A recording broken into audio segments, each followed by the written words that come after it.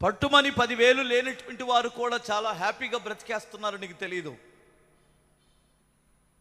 డబ్బు లేదని, ఆస్తిపాస్తులు లేవని, చరస్థిరాస్తులు లేవని మీరు బాధపడి, ఆ బాధలో దుష్టుడిచ్చే ఆలోచన ఏమిటంటే అడ్డదారిలో దేవునికి విరోధమైన మార్గములోకి వెళ్ళి రూపాయి సంపాదిద్దాం అనే ఆలోచన, అది మీకు మంచిది కాదు.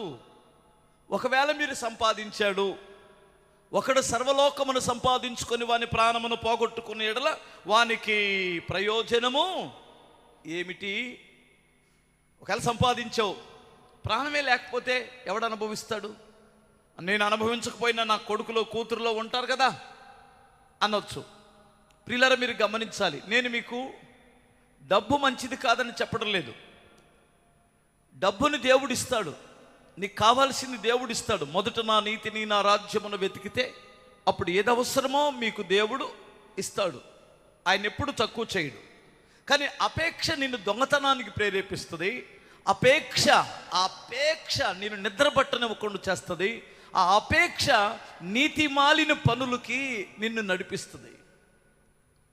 అది మంచిది కాదు.